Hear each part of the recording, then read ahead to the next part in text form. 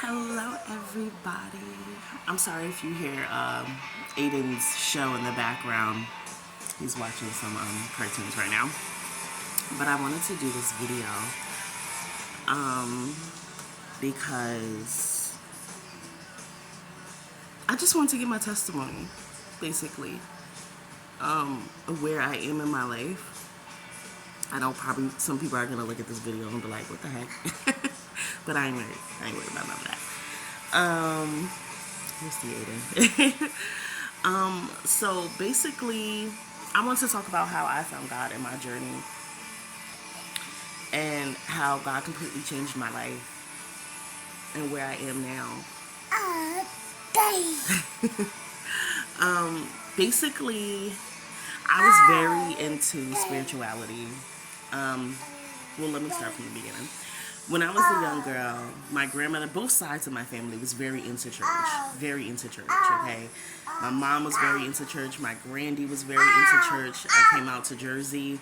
My grandmother was very into church. My dad wasn't really going at that time in his life, but later on in life, he got very into church. But the presence of God was always there. It was like always a foundation of God. Like it was there, and like I said, it was heavy in my family. So I came out here, and there was a lot of stuff that made me feel like confused because I lost my mom at an early age, and I just was like, I was mad at God. I'm gonna be honest, I was mad at God. I didn't understand. I was a mommy's girl, so for me it was like, how can you do this to me, God? How can you? I'm sorry, y'all. How can you do this to me? Take away my mom. Oh my gosh. There we go. How can you take away my mom? She was such a good person. Everyone would tell me she was such a good person and everything. It's like, it didn't make sense to me. And at that time, I didn't know God. Okay, there's a difference. There's a difference when you know God and then you know of God. You know, and I, at that time, at that age, obviously, I was young. I knew of him. I didn't know him. So, from that situation, I grew up not really into it. I would go to church with my grandmother. We would do praise dance and all that stuff. But, you know, I would be dancing to be dancing. I wasn't really into it. But it was what I knew. So, of course, I went along with it. After, you know, I got older, experiences started happening, things started happening, friends, people, you know, started showing their true self, and I lost a lot of friends. I lost a lot of people. I had a bunch of fake friends that didn't really care about me. Lost them too as well. But that grew on me. It grew a sense of hurt. I had a friend in school. Like, I really liked her. She was kind of like the outcast, just like me, because I felt more, not like a nerd or anything, but I just felt like in the background, like I wasn't really seen. Like one of those people who go through school who's just in the background. You know they're there, but you're just like, okay, well, they're in the background. They're in the background. So I'm sitting here and I'm talking to my friend in school, and her name was I believe George Reese. Yes. And I'm sitting there and I'm talking to her, and like, I talked to her about everything, and she would talk to me about the guys that she would be talking to, and a lot of people made in fun of her. Like, she dressed different from other people, and you know, kids can be cruel. So I'm sitting there, I'm talking to her, we talking all the time, and she was like my peace when I went to school, because I didn't really have a lot of friends, you know, kind of, I wasn't too bullied, but there were definitely people who would say stuff and be disrespectful. So somehow she died, and still to this day I didn't understand. Like, it was such a blow to me. It was such a blow to my heart. It was just like, how? Because at that time in my life, I felt so lonely. I felt so lost. But was I calling on God? No, I wasn't calling on God. I was still hanging out in the streets, still trying to do what I wanted to do. The people around me was not a good influence, so I just was going with the flow. And she, again, she was my one piece, I felt like. And she she passed away. She went to the mall one day and she passed out and she passed away. And there was something that she had. I forgot exactly what she had. But before she passed away, she was telling me she was having pain in her chest. And I was like, you got to go to the nurse. She was saying she was out of breath. I'm like, yeah, you got to go to the nurse. And she's like, I will. You know, we doing our regular stuff. We talking, we conversing. Like, when I really got to know her, and I'm like, this person is so amazing. This person is so amazing. Like, the world does not deserve you in a way, you know? So, I basically, I lost her at that time, and I was so confused. And I remember sitting in the classroom, and the light is just shining on her chair, and I just started bawling. Like, I'll never forget that moment, because it was like a little piece of her that was like, it's okay. And I don't think she even knew how much her attention, her talking to me really meant, because at that time of my life, I really was going to school and I was talking to nobody. Yeah, people knew of me, but when I went out of school, when I came home, I was by myself. My sister and my brother had friends. They were going out with their friends. They were doing their own thing. They wasn't, exactly worried about me. So that made me feel even more alone. And then hanging with the wrong people. And then at that time, I was hiding the fact that I was smoking. And, I started to get into the drinking, started to get into the smoking, gained really horrible friends at that time. Started just doing reckless stuff. And that put me in a place of, every time I went home, I felt like I needed to sneak, I needed to hide, and no one cared about me. This was the things that I was thinking. No one cared about me. No one loved me.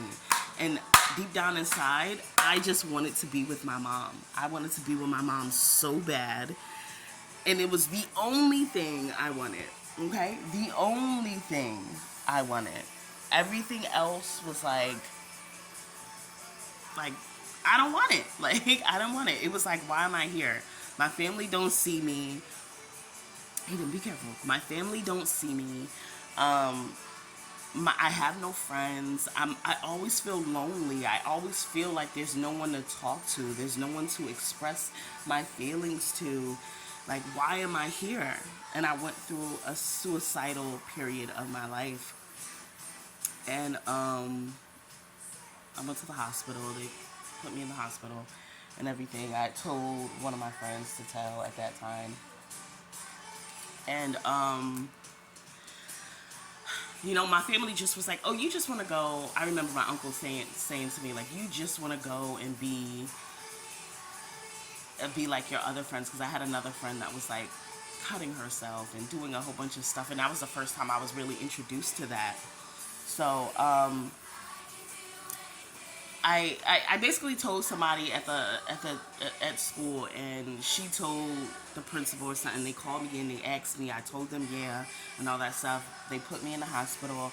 I stayed there for a while, but I knew when I was there and I got in there and I looked around at the people that was around me, I was like, I don't think I belong here. I don't know if I belong here, because the cases that was going on, and there was like, so different. And to be honest, in the back of my mind, I was like, yeah, I'm being rebellious, but I didn't feel like my situation was as serious as other people. I saw people with cuts, all over them.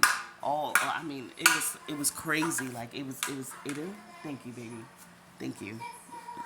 Sorry, he just want to do the most right now, guys. I rebuke thee. Yeah, I started to, at that time while I was in the hospital, like, again, I just felt like I didn't belong there. I did my time in there, and You know, I did what I had to do. Obviously, I came home. I moved to Buffalo. There was a lot going on. I came back. I just wanted to be with my friends. I just wanted to be around them again. And it was a feeling that I felt like I felt alone at that time. Okay, we're gonna fast forward a little bit because I feel like I'm taking my time with this. But things happen, years go by, and I'm gonna skip to like a more recent part. About 3 years ago, I got out of an abusive relationship, and well, let me take it back. I'm sorry, y'all. I was in a 7 year relationship. It became very, very toxic. Very, very toxic. The men that I was dating, I was finding them to be very, very toxic. They were cheating on me. They were doing the most. They were disrespecting me. And I just felt like none of them really loved me for me. So at this time in my life, I'm searching for love in all the wrong places. I'm not calling on God. I'm not, looking at the people around me saying, "Oh, did God send you to me? Did any of this?" Like, no, I'm not doing any of it. The people in my life was literally, I knew they weren't good for me, but something in me did not want to be alone, and I knew that. So I kept bad company around me, even though I knew that they weren't good for me. And that's how deep I was into my sadness. I was into feeling bad for myself. And I was sad. I was sad. I was so, so sad. And so I got out the 7 year relationship, and I felt free. I felt free, and I was just like, I'm gonna do what I want. I'm gonna be free. I'm gonna love on me.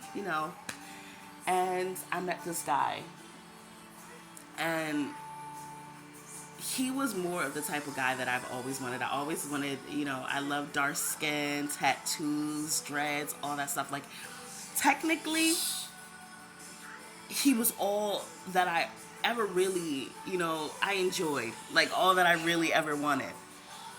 So, I'm sorry, y'all. Aiden walking around on the bed.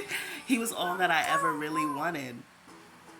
And in my mind, I'm like, oh wow, like I lucked up. Like, he looked good, good body, all that stuff. So I'm thinking in my mind, I'm on cloud nine. I'm like, yeah, this is great.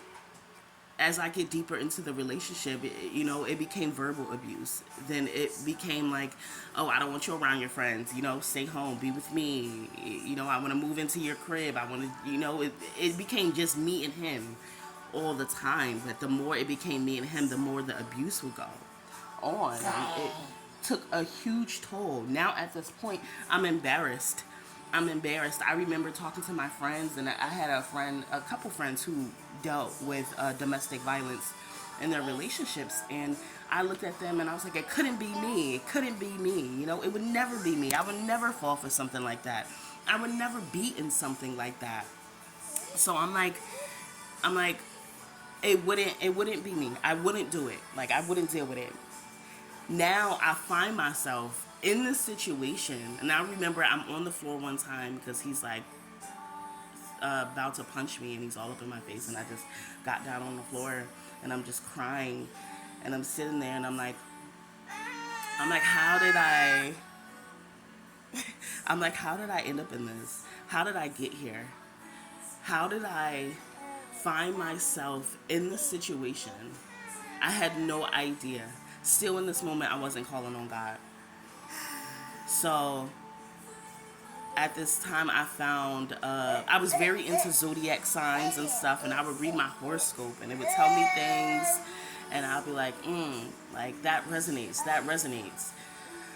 And then I slowly got into tarot, and I found myself really diving deep into spirituality, and it gave me a sense of comfort. But my relationship was still horrible. Like, things was getting more aggressive. Like, so much more aggressive. And, oh my gosh, my phone died, y'all. Okay. It was getting so much more aggressive. And at this time, I still wasn't telling my family. This man was doing the most to me. And I was embarrassed. To call on my family. My family had this thing where it's like, if I was ever in trouble, they'll be like, well, you got there, get yourself out of it. Figure it out. So in my mind, since I dealt with that as a child, I felt like I cannot call on them right now. I can't call on them because they'll just talk bad. They'll just tell me how horrible of a person I am, and they'll just, make the situation worse. That's what I thought in my mind. And that was just the trauma talking. That was the young girl in me that was like, no one cares about me type of situation talking. And that made me even more scared, more nervous. So I felt like I had to deal with it. And I would tell that person, you gotta go, I can't do this anymore. But every time I would do stuff like that, it would get worse. The arguments would get worse. Then we were like smoking all the time, smoking to keep it calm. As long as there was weed in the building, it was calm. So I tried to make sure I always had, weed on me. But I started to realize, like, I started to get this feeling like, ugh, like, if there was none, I would get nervous. I knew that there would be a big argument, and I mean big, I mean abusive type situation. At this time I was seeing him talk to a lot of girls, and and he's in my place. He's in all of this. Like, in my mind, I still felt trapped. So I learned more about spirituality. I learned more about ways to calm myself. And that's when I really threw myself into spirituality. I started getting the crystals. I started getting the incense. I started saging my home and cleansing everything around me. Like, and he would come in and kick my crystals everywhere and throw my stuff everywhere and all that stuff. And I would get defensive because I'm like, don't you do that. Like, this is the only thing keeping me calm. I remember a time when I was pregnant, and he came in and I was listening to my spiritual stuff, and he's like, I don't want to listen to this. And I'm like, no, no. And I'm pregnant, all trying to fight him and tussle him. And it was a lot that happened. Everything, yeah. But, I thought that the spirituality stuff was helping me. I felt like it was helping me. It was a time when we was arguing, and I just grabbed this salt and I started throwing it around my apartment, and I started just, cleansing my house, is what they would say. It's just cleansing my house. I'm throwing it in the corners, and I'm like, yep. I cleanse my house right now. I cleanse my house of anything negative, anything low vibrational. I'm saying this as I'm throwing it. And the more I throw it, the more he gets angry. I see his face start shaking. The more he's getting angry. So in my mind, I'm like, this is working. This is working. And I became more and more invested. And then I started to realize, like, I can get deeper into this. And that's when witchcraft came about. The more, it was like spirituality was pulling me in. It was pulling me in. The more I was in, the more things started popping up. The more it became more convenient for me to get the herbs, to, put the cinnamon everywhere, to blow in my door at the first of the month all the time and say all these blessings and all these things. Like, I was doing a lot. I was putting the cinnamon in my wallet, all the tricks, all the things that they tell you as witches, as, anybody who deals with witchcraft, that's what you begin to do. Because spirituality kind of drags you into all of that. It pulls you in. You don't just stop at affirmations. It dabbles you in little by little. So I was very into it. That relationship ended. It was over. Now I'm going to fast forward to, I would say, a month or two ago. At this time, basically a year ago, I'm living with my sister at this time because I had to get out of that situation. And I decided, like, I kept feeling this pull to, like, stop smoking. Like, and I wasn't smoking. It wasn't like I was smoking heavy every day, but I just felt like I didn't want my life to be what it was. I was lonely. I had no friends. Like, I had little people that I was talking to, like the people around me, my brother's friends around, and they're always, like, welcoming. They're always like, hi, what's up, Des? How are you? So they always made me feel welcome. But in the back of my mind, those are my brother's friends. Those aren't my friends. Those are my brother's friends. And that's what I was thinking in my mind. So a little bit of myself kind of distanced myself from them. They were always great to me, but I distanced myself. I started to feel bad about myself again. I was just lonely, no one to, love up on, any of that. Like, I just felt lonely. And, I was a new mom. I was doing it all, like, trying to figure it out. And I just felt like I needed some me time. I needed some time for myself. And I just couldn't find that time. I couldn't get that time. And it would be wrong of me to just throw it all on my sister and my brother and my dad. They all got their lives, and obviously they're there for me. But something in me was like, they're not going to want to do it. They're not going to want to be here for you. They don't love you like that. They don't care for you like that. So again, I'm deep into my spirituality. I'm praying for, well, I'm manifesting all of these things. I'm writing down, I'm scripting. And I've been doing it for years. I was doing it for years at this time. Nothing happened. Like, nothing was happening. Nothing was happening. There were times where things popped off and, like, things happened. Like, my apartment that I had before I moved out of the other place that I lived in, I was writing in my book, like, hey, I'm gonna get this apartment. This apartment looks beautiful. I'm so grateful for this space for myself. I'm so grateful. And and that's when I was still with my ex. So he moved in with me. I don't know. He moved in with me, and it was horrible. It just, the abuse started all over again. It got even more crazy. That's when we had the fight, and I was pregnant and all that stuff. But that's what made me keep doing the spirituality. That's what kept me, into it, with the crystals and all of that stuff. It kept me into it because I felt like, okay, if I keep doing it, things are gonna happen. But I started to notice, like, nothing's really happening. Nothing is really happening. I'm writing this stuff. I'm believing this stuff. I'm doing it. And yes, little things would happen, but nothing really is happening. So that made me a little, I just started thinking different. And now I'm living at my sister's house, and I'm cleansing her house too. I'm cleansing myself. I'm cleansing my son. I'm like cleansing our space all the time. And I'm like, really, again, I'm still into it. But in the back of my mind, I'm like, something's off. I felt something off. I felt it because I felt like I don't want my life to be the same. I don't want that same life. I don't want to still be in the same position that, excuse me, that I'm in. And now I'm over there. I can't find a job. It's so hard to do anything. It's so hard to do anything. Like, anything. My baby father's not trying to help me at that time. Like, it was no one to help me to get things done. Mentally, I feel drained. It was just a lot. And the weed was there. It was available. And the more I tried to stop it, it seemed like the more it was available to me.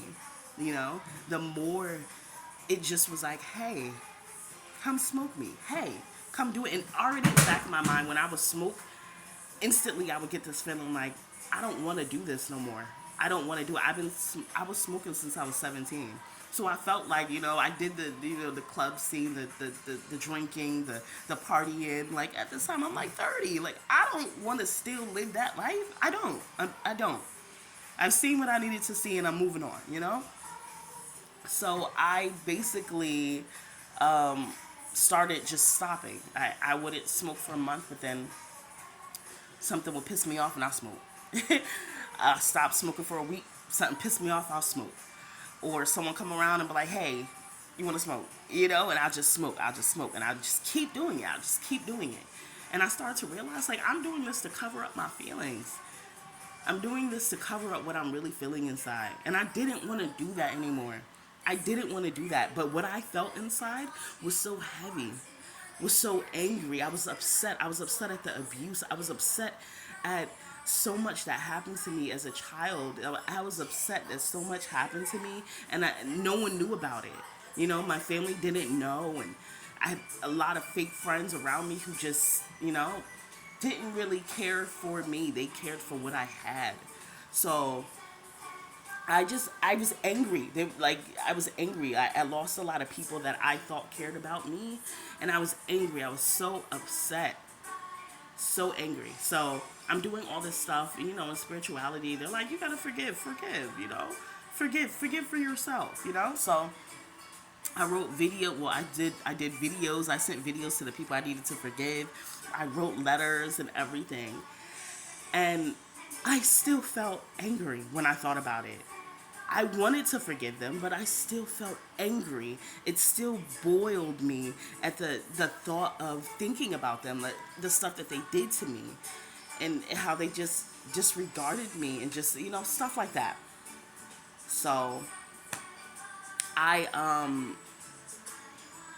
I I moved. We moved. My sister, my brother, and all of us. We moved, and I'm gonna fast forward it to like probably like a month ago. New Year's Eve, I said, you know what? I really, really want different for me this year. I don't want what I had. I don't want the old. And I started talking to this guy. I just wanted to put that in there because he's a little bit part of the story too. He was okay. It was more of the feeling of I didn't want to be alone. It was more of the lust feeling, and it felt good to have somebody hold you. It felt good to it felt good to just all of that. So I'm that's good in my life. I felt like that was good, but this guy, he had weed. This guy had weed, and in this time in my life, I already knew, like, I am changing. I'm changing, and I don't want what I had. And all the guys that I dated, they had weed. Like, so it was just, or I had weed. Correction. But I I just didn't want to deal with that, and I knew I didn't want to deal with that. But I didn't say anything because, again, I didn't want to be alone anymore. I didn't want to feel that feeling of loneliness in me anymore. So I kept talking to him, obviously. And one day, I'm in the apartment. It's about to be the first. It's about to be New Year's, and I'm in here, and I just cleanse the house. I cleanse the house, because it's about to be the first. I do the cinnamon. I do all that stuff. I cleanse my son. I cleanse myself, but myself was like the last thing that I did. And I'm in the shower, and I'm thinking to myself, no. I'm sorry. Let me go backwards. There was a time I went on YouTube, and I would watch these people on YouTube who did tarot, and I would watch them faithfully. I mean, faithfully. Anybody who knew me, I didn't really have friends at that time, but me and God knew that I would watch them faithfully. I would depend on them. Like, I would just every day. Like, I had my girls that I would watch, and I would sit there and I would just enjoy it. Some stuff I just let it fly, but I would watch them. I had a couple girls that I would just go and I would just watch. I would watch them, and there was a girl that popped in my mind out of nowhere, and I think her name was V. And I went to her page, and the first video, like, all her tarot cards was gone. And the video, she had like 2 or 3 videos on her page, and I clicked on one of them, and she said, there will be no more tarot on here. There will be no more spirituality stuff on here, and I don't care if I lose people, and I don't care if you guys don't like me anymore. I found God. I found God in my life. And I'm like, what? And she was one of the girls I enjoy. Like, she was very uppity and everything. So I was like, wow.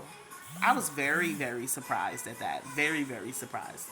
So I let that fly. I was like, whatever. At that time, I'm like, I don't care. You do what you do. And then, I'm still cleansing the house, doing what I do, all into my spirituality. That didn't faze me, not one bit. But it kept popping up in the back of my mind. So I was like, that's funny. Why would she do that? And I saw another girl, probably like a couple months ago. I think her name was Kat. And she was a tattoo artist, I believe. A lot of people knew her. And she got baptized, and she was telling her story. And she said, a lot of people who get into spirituality are hurt. They're hurt. They're hurt already. Like, they're in pain, and they're searching for relief. And when she said that, instantly something in me I got defensive. I was like, what? Anybody who get into reality, to religion is hurt. Like, what is she talking about? What is she talking about? She don't know me, you know? Instantly, as if she said it to me. Like, and it kept replaying in my mind. Like, it just kept going and going. I would be watching TV and it'll just pop up in my mind. It would be what she said and everything as she's sitting on the couch during the interview and everything. And I'm like, why is this girl popping up in my mind like that? Like, what does she want? What does she want? And now that I think about it, I think that was God obviously using this girl's situation to call me. And there was lots of times that God was just calling me, you know? And I just ignored it. So after it just kept replaying and I couldn't get that scene out of my mind, I went in the shower as I cleansed myself. I did everything for Aiden and in the house and everything. So I went in the shower, and as I cleansed myself, I said, God, I'm calling on you, Jesus. I'm calling on you. If you are real, show me who you are. Show me. I ask that you cleanse me of anything that is distracting me from you, anything that is pulling me back from you, God. I ask that you take it out of my life. I don't want it no more. Help me. I need your help. And I'm sitting there, I'm in the shower. I'm trying not to get emotional. I'm sitting there, I'm in the shower, and I'm crying. I'm crying. I'm crying to God. I'm giving it my all. And I'm telling God, like, I will serve you. I will give you my all. My all. Because I don't know what else to do. So I get out. I feel good in that moment. So I'm just, I go about my life. As life goes on, I start to realize in that week, all my spiritual stuff on my YouTube became godly stuff. It became Christian stuff. I haven't clicked on no Christian stuff. I haven't listened to the word of God. I haven't listened to no scriptures. So why was it in my algorithm? I have no idea. So in my mind, I'm like, this is nothing but God. And I mean, it was everywhere. I had my spiritual stuff, but it was like the stuff about God was like covering up that spiritual stuff. Like, for every spiritual video, there was way more stuff about God. Way more stuff about God. Scriptures, everything. People talking about it. So, one day, I go to church, right? With my dad. And we would go here and there with him. Holidays, stuff like that for the family. We would go with him. And I'm sitting there, and I remember the prayer that I had. And I'm like, you know what? I gotta at least put my foot into it. Like, I gotta, do stuff. I gotta do something to continue this relationship with God, because at this time I already saw the stuff on my YouTube, and this was on my YouTube, on my Instagram, all that stuff. Like, everything changed, and I was friends with so many spiritual people on Instagram. So I had no idea, and on YouTube, I had no idea why God was popping up. But I prayed the prayer, so I was like, of course, And at this time, I'm happy because I'm seeing God, and I'm like, wow, God, this ain't nothing but you. This ain't nothing but you. I prayed for it. You said those who seek you will find you. I'm like, yes. Like, I'm happy at this moment because I'm like, God hurt me. And this is only something that, this was a conversation only me and God had. So it's like, I did not contact the creators of YouTube. I did not contact the creators of Instagram. How is all of this on my page? So I go to church with my dad, and my dad pulls my brother up, and they asking people who wants to get saved today, who wants to repent. And I'm like, in my mind, I'm like, I'm not gonna go. In my mind, I will never forget, in my mind, something said, go up there. My dad pulls my brother up there, and he's like, go. I'm obviously in my mind now, I'm like, this is God. But it's like this huge urge in my body. It's like, go. Now at this time, they're already praying for my dad and everybody up there. So I'm just like, and I grab my son, and I instantly just go up there. I go up there, and they just welcome me. Everyone's like, oh, oh yes, God bless you, da, da, da, going in, and I'm just like, yes, like I'm loving the love. I felt so much love in that moment, so much love. It was just something. God was like, if you don't get your behind up there right now, you ask for my help. I'm helping you. Do not sit back while I'm helping you. Do not sit with your eyes closed. If you ask for my help and I'm helping you, and you don't want to take the help, like, what are you doing here? What are you doing? So I'm sitting there, I go up there, they pray for me, I'm crying and everything, and it was, God just heard me, and I was so happy at this moment, because God knew exactly what he was doing to me. He knew exactly what he was doing to my heart. So at this time, I'm like really deciding, I'm not going to smoke no more. I'm not going to do nothing. I give my life completely to Christ. Completely to Christ. Oh my gosh. My mouth is dry, y'all. But I give my life completely to Christ. So, I get home and I see this girl's testimony. These testimonies started popping up on my page. And I'm like, I've never seen this page a day in my life. But it was about people's testimonies on how they gave themselves to God. So I see one that was interesting. And it was like how this girl how God saved her from new age spirituality. Now, first of all, I was into the spirituality before, but I never even knew that they called it new age spirituality.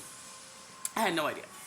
So I hear her story, and it resonated with me. It resonated with me so much. It resonated with the things that I would feel. And when I was in spirituality, I became anxious. Like, I was already anxious before because a lot has happened, but I became more anxious. Like, I would have thoughts about, like, my son, like, passing away, or us getting hit by a car, or me drowning, or a shark eating me. Like, it would just random thoughts, random thoughts, and they made me nervous the more I thought about it. Like, I would have those visions and thoughts, and my heart would just be pounding away.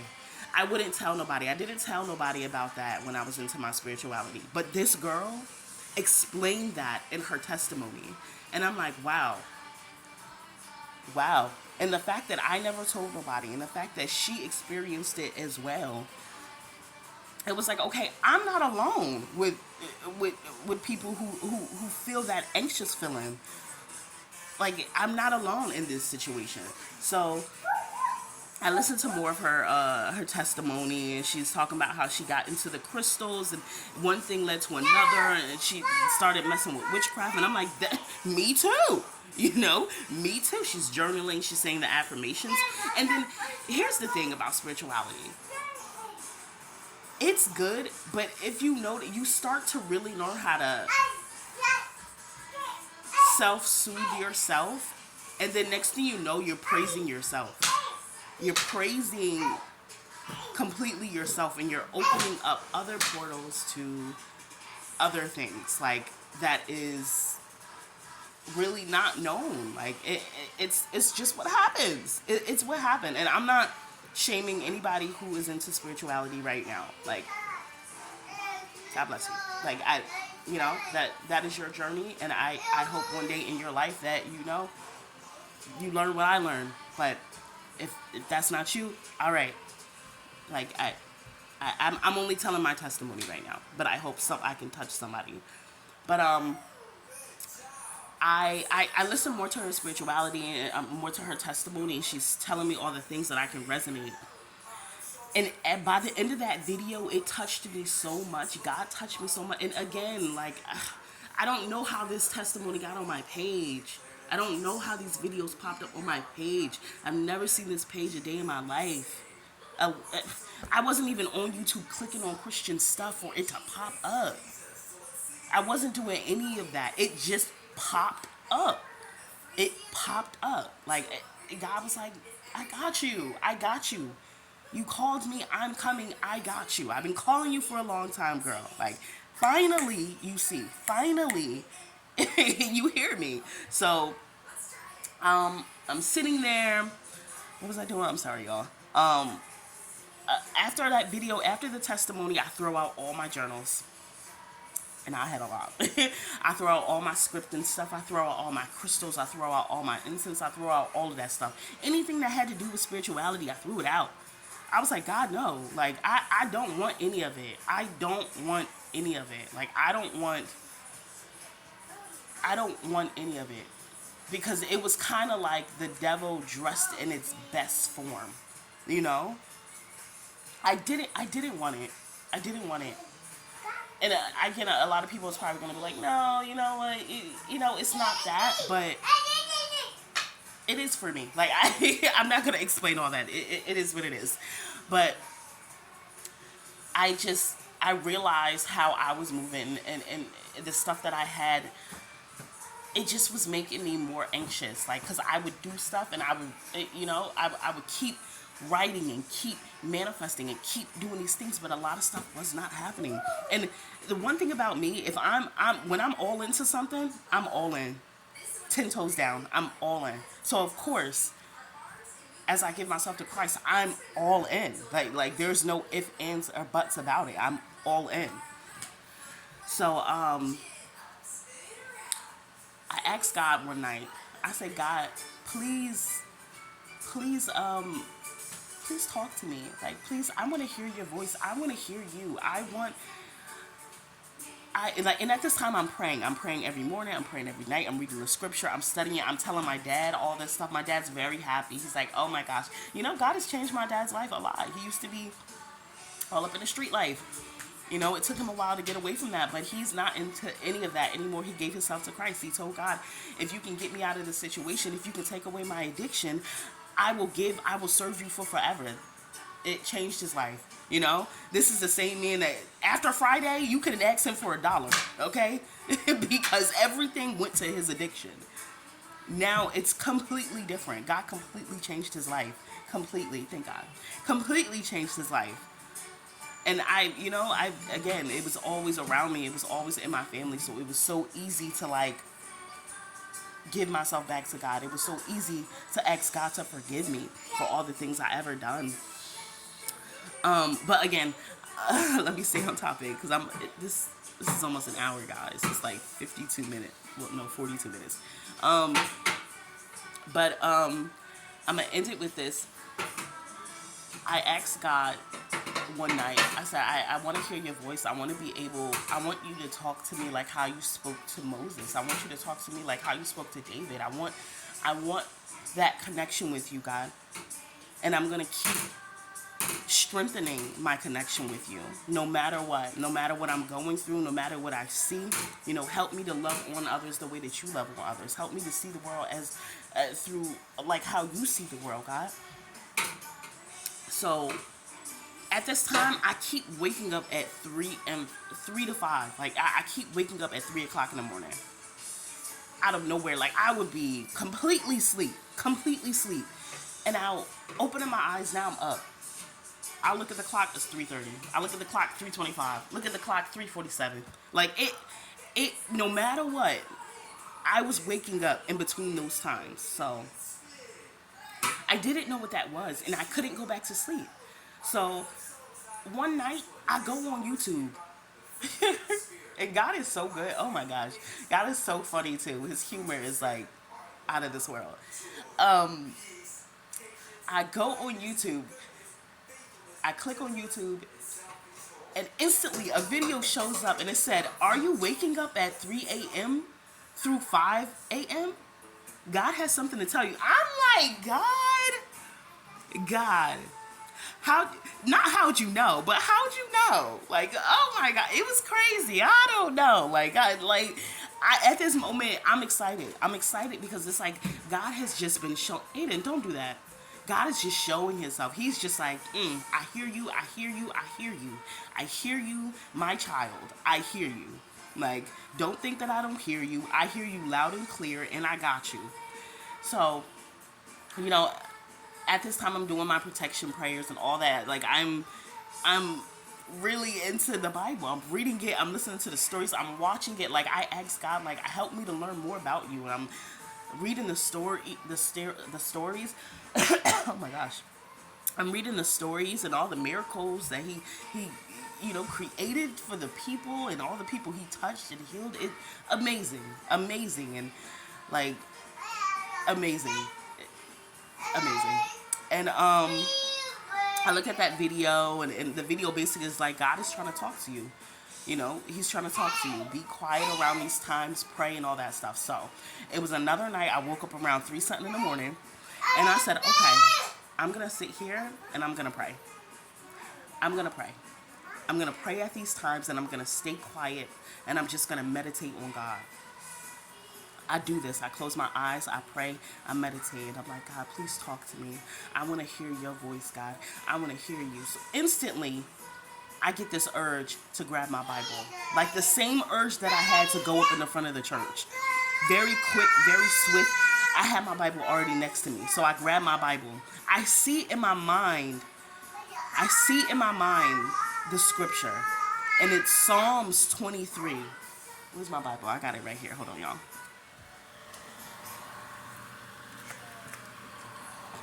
Okay. And it's Psalms 23. And I'm like, this is the new Good News Bible, y'all. So some of the words may be a little different, just so I can understand. I got the other Bible, the King James version over there, but some of the words, I felt like I needed to understand them. Like I was a little confused. So I needed a Bible to like break it down for me. So I'm gonna read it from this one. Hold on. And instantly, like, I see the scripture. Like, I see the scripture in my mind. So I was able to just go to it immediately. I mean, it was so clear. The vision was so clear. So clear. I mean, I couldn't deny it even if I wanted to. And it was like Psalms 23. Oh my God. I read the first line and it said, "The Lord is my shepherd." I started crying. I'm trying not to cry right now, y'all. I couldn't believe. Well, I could believe, but I was so in shock. I was just like, God, like you here. This was like, God has spoken to me many times, but it was like me and God was having a full-blown conversation in between this prayer. So basically it says, "The Lord is my shepherd. I have everything I need. He lets me rest in the fields of green grass and leads me to quiet pools of fresh water. He gives me new strength. He guides me in the right paths as he has promised. Even if I go through the deepest darkness, I will not be afraid, Lord, for you are with me. Your shepherd rod and staff protects me. You prepare a banquet for me where all my enemies can see me. You welcome me as an honored guest and fill my cup to the brim. I know that your goodness and love will be with me all my life, and your house will be my home as long as I live." I read that, y'all, and amen. I read that and I just kept praying. Like, I broke down. I was like, God, like, it was so clear. It was, oh my God. And I didn't even tell, like, my family or any of that about that. But it was so clear. So clear. And if I can help somebody, find God, and if anything, like, I was somebody who was so deep into spirituality. And I can't even explain it. Like, it took me praying to God, saying, God, like, if you are real. I didn't come to him having it all together. I didn't come to him thinking I knew it all. I didn't come to him feeling like I had to have everything together for him. I'm not no saint, I've been through plenty of stuff. I've done plenty of stuff, drugs, all of it, just out there, just having fun, being young, alcohol, all of it. Like, guys, like, I was far from perfect. And that's not even what God is asking you to be. He's the only one that's perfect. So it's like, the fact that he heard me and he forgave me and he started to show up in many ways in my life, after this prayer, y'all, after this prayer, after I just said, I surrender, and he started to just show up in many, many, many ways. Ways that I can't even deny.